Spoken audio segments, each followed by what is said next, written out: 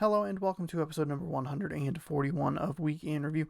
My name is Sean, and on this week's show, we're going to talk a little bit about ScourgeBringer. I'm going to tell you about some changes happening to twitch.tv/ShaunosaurusRex and the streaming schedule over there, and we'll look forward to this week's new releases. First of all, on this week's show is ScourgeBringer. I love this game a lot. It is fantastic. You may remember ScourgeBringer from the Xbox Demo Fest all the way back in July. I really enjoyed it, and I was very excited for it to come out, but when they released the release date, I actually went back and played the demo a bunch more and fell more in love with it and got way more excited about it. So much more excited about it that I put it as my most anticipated game of the fourth quarter, even over Chris Tales, which, as it turned out, 2 days after that video posted of the best of the third quarter, what's new in the fourth quarter, that game got delayed to 2021 anyway, so whatever. ScourgeBringer is what we're talking about, so I should probably focus on that. This game is awesome. I'm having a really good time with a game style that I never really thought I would be super interested in. For whatever reason, when I see roguelikes, whatever that descriptor is, I'm not exactly sure what the difference is. It's based off of a game that is literally called Rogue, and then depending on what mechanics are where or something, it's either a roguelite, L-I-T-E, or a roguelike, L-I-K-E. And those games just, for whatever reason, never really sit with me. For me, what stands out about this game is the combat. I love the combat. I love the way you can dash around the arena and you don't ever have to touch the ground. You can just slash and hack and slash and move from target to target and evade and dodge and work your way through these arenas in such an efficient and interesting manner that it keeps me engaged the entire time.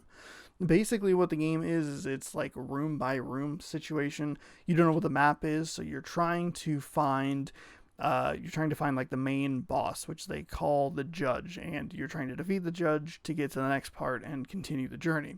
But the problem is you have to find a different like little mini boss that you have to defeat to unlock that. So, in the first area, I believe there's usually 20 rooms that you can access. In these 20 rooms or so, you, depending on the area, I think they get bigger as it goes along. I haven't gotten terribly far into this game. I've made it to the third region once, I think.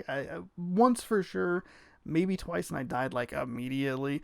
But I haven't made it super far into the game, so I'm not exactly sure how big the room structure gets. But we use the first area because it's the one that I have the most experience with. I think typically that one is 20 rooms. So in these 20 rooms, most of the time you're going to be fighting multiple waves of enemies. Sometimes it's one wave, but usually it's two. And you dash through all the enemies. You can't exit. Once you enter, it's like, nope, you are either going to make it through this or you're going to die. Once you do that, you move on to the next room. You get put in an area that has 4 options. You can either go up, down, left, right, and you just kind of work your way through to find the middle boss. And then once you defeat the middle boss, he unlocks the big judge, and then you defeat that big judge, and then you move on. But also in these rooms, you can find shops where you can buy upgrades, weapons, weapon mods, that sort of stuff. And then there's a special room that yields blessings that gives you all kinds of power-ups. It can fully restore your health, which can be a lifesaver if you are down to like 2 hits and you're in this like second world and you're like, I don't know how much further I'm going to make it, and it's a run saver. You can get upgrades on items. You can get upgrades on damage. You can get upgrades that allow you to upgrade your power depending on how well you do. It's really awesome, and I love making the decisions to try and figure out how best to maximize my skill. And what's so interesting about this game is I really love learning about it. I like that the more I'm playing, the more I'm understanding it. And when the game is giving me hints, I'm starting to see what they're meaning. Sometimes it can be a little bit tricky, and I'm not always sure exactly what they're getting, but once you do it a couple of times, you go like, oh, okay. So, for example, there's an enemy in the second area that the hint is like, make sure that when it does a specific attack, or it starts to wind up for a specific attack, that it is not in the center of the room, because it makes it very difficult to move around. But instead, if you pull them down to the bottom or move them to the top, the area that they are attacking in is a lot wider, which means that it's easier to avoid. And I had to fight him like 3 times. I'm like, what am I not getting about this? Like, how do I, when it's doing the thing and I look at, okay, so the game told me that I need to make sure that it's not centered, and then you move it down, you move it up, left, right, whatever, and you go like, oh, I get it, but it takes that couple of times, and I really love doing that. I love that as I'm getting stronger and feeling more confident in it, the abilities that you can be blessed with are more tempting. So there's an ability that you can get where when you activate it, if you go through an entire room without getting hit, you will increase your damage by 5%. At the first part of this game, the first several run-throughs that I did, I was like, I'm never going to use this. I always get hit. I always manage to get some dumb shot in on me that loses health. I'm just not going to use this one. But through the 46 runs that I have done of it so far, and about the 7 or 8 hours of playtime, I picked that one recently because I knew that my skill level was improving, and I knew that I was doing better and getting more consistent in these early rooms, which was getting me into the second area a little more frequently, which was allowing me to learn about the big final boss to hopefully get into the third area more frequently. And I loved that I looked at that blessing, that upgrade, and I went, no, I'm never going to use that. And then after a few hours, I went, I'm going to give it a shot. And I destroyed in that round because of it. Because you can take this thing that you think you wouldn't use and then actually use it and have it benefit you is awesome. I love this game in a way that I didn't ever really think I was going to. Again, because it's a roguelite, because I don't have a ton of experience with it, because I don't usually like the idea of doing things one time and am I going to learn enough? The example of this would be Dead Cells. I played Dead Cells and I found it to be not a game for me. I didn't really enjoy it. I didn't like the combat. I didn't think it was interesting. I just didn't like it. And it's very similar to ScourgeBringer.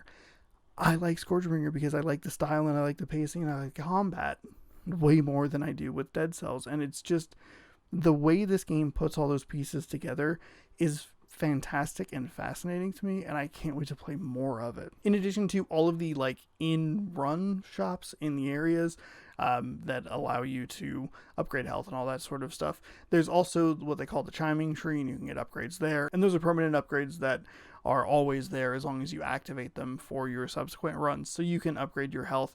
You originally start with 8, you can bump it up to, or 7. You start with 7, and you can bump it up to 10 pretty quickly, giving yourself obviously more health. And then if you can pile that on with a good run where you get one of the shopkeepers who offers an extra health upgrade in his shop, and then you can go and you get a blessing that's like, whoa, you can have 33% extra health, then you're in real good standing. It's awesome. And then as for the last part, which would be the story aspect of it, it's very under wraps kind of discovering it. You can get logs from the olden times before things should hit the fan or whatever, and you can kind of piece that together. I'm not really in it for the story. I think there could be something interesting there somewhere, but it's not the primary reason that I'm playing this game. It's because of the combat and how awesome it is. But it's there if you want it. It does seem to be luck related. You're not going to consistently get a story drip fed to you, but you can find computers randomly in the runs, which does incentivize you to explore and make sure that you've seen all the rooms so you don't miss anything. Yeah, I mean, it's there. It's just not the most prominent thing. What this game seems to focus on, at least in my eyes, is combat and moving and being awesome. I'm 46 runs in and I can't wait to play more. I really love this game, and it's definitely a front runner for my favorite game of the year. I love ScourgeBringer. Now that we have brought the Scourge, I want to tell you about some changes happening over on twitch.tv/ShaunosaurusRex. I'm going to be moving to streaming only 4 days a week.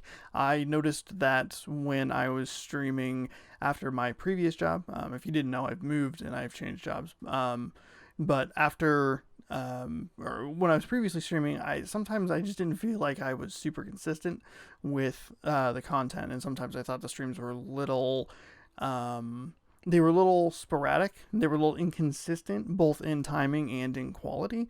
And I wanted to try and iron that out. So I made some changes in my personal life to try and get myself into a little bit of a better mental place and make some changes to put myself in a position where I feel comfortable and excited and confident in what I'm doing. And hopefully that spills over to the streams. But I specifically made changes so that I could focus a little bit more on content creation, because it's something that I've really grown a passion for and I really enjoy. And I finally understand what all those teachers meant when they were like, hey, if you just applied yourself, you're really good at things. And I feel like I'm good at streaming and I enjoy doing it and I like doing the videos and things of that nature. So with all of that comes changes to the stream schedule. And hopefully what it'll do is it'll make the streams more consistent from a timing and a quality perspective. And hopefully they'll just be better. That's what I'm aiming for right now. So what I'm going to do is I'm going to stream, like I was saying, 4 times a week: Sunday, Monday, Thursday, Friday. Sunday and Monday are going to be shorter streams. They're going to be from 3:30 p.m. Pacific time to about 6:30 to 7 p.m. Pacific, depending on what game I'm playing. And currently, Sundays are going to be Bus Simulator. I'm going to play through the whole game and the DLC a second time for a whole 75 gamer score, because I want that completion really, really badly on Xbox. Mondays is Mystery Bag Monday. Been doing that for the last couple of weeks. I think it's really great. I just got done recording an episode that I think is absolutely fantastic. So you should check it out. That'll be on YouTube Monday. And you can catch that every Monday for the next 13 weeks or so before it'll probably change over to something else. Thursday and Friday are going to be longer streams. They're going to be 6 hours apiece, and they will be from 2 p.m. Pacific to 8:30 p.m. Pacific. I know that's 6.5 hours technically, but what I want to do with these is I want to break them into 2 blocks and basically have a block that runs from 2 p.m. to 5 p.m. Pacific time, and then a second block that after like a 15-minute break starts at 5:15 p.m. and runs until like 8:30 or so. And why I'm doing this is because I noticed that there were a few times that I streamed for like 9 or 10 hours at a time, which is fine, but I wasn't taking breaks, and I want to make sure that I'm keeping myself refreshed and I'm not going to burn myself out. What this also does is it prepares you, the audience, for 2 separate things to happen. Typically on Thursdays, it's going to be a seasonal series in one of those 2 slots, and then a game in the other one of those slots. The idea for Friday is to have that either be one big long chunk of a game. For example, Cyberpunk 2077 is coming out in November. Played like 6 hours of that, divided into 3-hour chunks. Bing, bang, boom. That's the gameplay of the day. But obviously it'll shift and change. Sometimes Friday will be 2 different games, 2 like complete small playthrough games.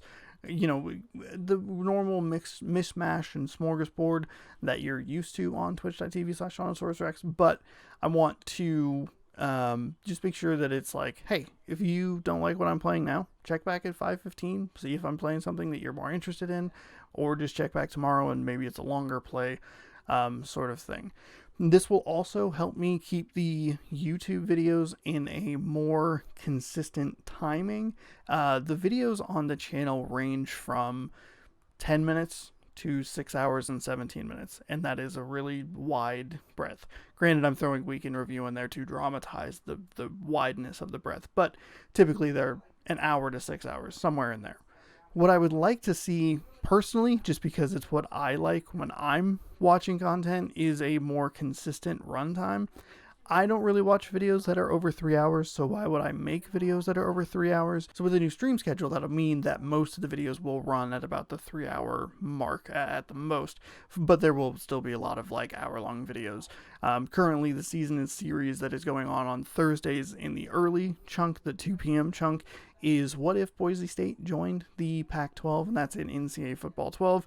Those videos are going to be about an hour or so a piece, and I'm doing the same thing that I do with Grab Bag, where I record double episodes and then post them weekly over on YouTube, because that's the kind of content that I enjoy making and the kind of content that I enjoy watching, and I also like the way I have it scheduled out. Makes a lot of sense to me. So hopefully all of that makes sense. The main goals are to make things more consistent, both on Twitch from a quality perspective, from a consistency perspective, just making sure that I'm streaming when I say I'm going to be streaming, and making sure that those streams are great. And then moving over to YouTube, making sure that there's, uploads every single day, and that none of them are like super wily, out of control 6-hour videos. They're closer to 3 hours, and unless it's like a full gameplay, like for example the Man of Badan gameplay is like 4 hours, but it's a whole playthrough. I'm not going to split that into 2 parts. It makes sense in my head. Hopefully I have explained it to you. Just want more consistency for myself, and I want to make sure that I am taking care of myself so that I don't get burned out and make bad content and make you go like, why am I subscribed to this? I want you to be like, I'm subscribed to this and it's awesome and you should watch it. But yeah, that covers the changes happening over on the streams. All of this is going to take effect on November 1st, and we'll kick off the new stream setup, new stream schedule with Bus Simulator. So head on over to twitch.tv/ShaunosaurusRex for all your Shaunosaurus Rex streaming needs. As for the streams happening over on twitch.tv/ShaunosaurusRex, this time, have I said that web URL enough? I think you know it by now. Thursday, I'm going to be playing 2 games of NCAA Football 12. What if Boise State joined the Pac-12? I just commentate over it. I think it's a really interesting series, and I'm having a good time making it. I'll be doing 2 of those, and then we'll be doing the Dark Pictures Anthology, Man of Medan. We'll be playing the Curator's Cut. I played this game all the way back in September of last year, but I never got around to the Curator's Cut. And it has some new scenes and some different character perspectives in certain scenes. And I also haven't played it in a while, so I don't really remember it super well. And the reason I want to play it is because on the 30th, I'll be playing the new Dark Pictures Anthology game, Little Hope. And that'll be Friday's stream. Will just be that whole playthrough. And then on Sunday, like I was talking about, November 1st, going to be the brand new stream schedule. We're going to kick that off with Bus Simulator, Quest for 75 Gamer Score. And then Monday will be Mystery Bag Monday Episode 3. Head on over to twitter.com/ShaunosaurusRex. You can vote to let me know what you want to see played. I have 3 Mystery Bags games, and you can pick between PlayStation 1, PlayStation 2, or Xbox 360. You vote, I dig in the bag, grab 3 games out, play them for your amusement. It's very fun. I love that show a lot. Finally, on this week's show, we'll take a look at the week's new releases. Apologies for missing last week's episode. It took me a little bit longer to get everything set up and put together than I thought it would, and I was kind of in that thing where it's like, I'm already irritated, and I'm not going to record. I'll just do it next week. And to be totally frank, I didn't have a ton to talk about last week anyway. I played Bulletstorm and Nickelodeon Car Racers, both of which are incredibly mediocre games. Fortunately, we didn't miss much as far as the new releases were concerned. Borat 2 showed up on Amazon Prime. Obviously, ScourgeBringer came out because I talked a lot about it earlier. And then the Doom Eternal Ancient Gods Part 1 DLC came out. Doom Eternal is like the one game that I wish I loved a lot more than I did. I just don't like it that much because I think the Marauder is broken. And other people are like, oh, the mechanics are in the game. It's a garbage enemy. He sucks. But hey, if you like it, you like it. Yeah, Doom Eternal, not for me. It's so good. It's a really well-made game. It has fantastic mechanics and sound design. It just has like 3 things that make me never want to touch it again, but that's all right. As for this week, the week of the 27th, nothing on Blu-ray. I didn't see anything interesting that was really streaming anywhere. But there are 3 games coming out, the least of which is interesting to me is Watch Dogs Legion. There's just other stuff that I'm going to play. I think the concept is interesting and I think it looks cool, but at the same time, there are a gajillion other things that I'm going to want to sink my time into, such as Ghost Runner, which looks really awesome. Not going to get to it day one, but hopefully I'll get to it soon. It's like a cyberpunk speed running game, one-hit death thing. Looks cool, and again, hope to play it soon. But the game that I'm most excited that is coming out this week is the Dark Pictures Anthology, Little Hope. It's the second installment of, I believe, 8 games that they are doing. I really liked Man of Medan. I'm going to replay at Man of Medan, as I was saying earlier, and then I'll be playing this on Friday. So if you want to check that out, you're more than welcome to come by. It's a scary game, so I will get jump scared and it will be funny. So there you go. If that's not enticing to you, I don't know what is. Thank you so much for watching this week's episode of Week in Review. If you like the content, you can scroll on down and hit that subscribe button and then ring that bell so you are notified when I post new videos. Head on over to twitch.tv/ShaunosaurusRex. Hit the follow button. Subscribe if you want to. It's $5 or it's free with Prime Gaming, which is a benefit of having Amazon Prime. Remember, new stream schedule kicks in on November 1st, so it'll be the Sunday, Monday, Thursday, Friday. There's lots of good stuff coming up over there that I'm very excited about, and hopefully you are excited about as well. And then be sure to check back every Tuesday right here for more Week in Review, a show that I can't even say the name of off my mouth cleanly. That doesn't even make sense. We'll see you next week.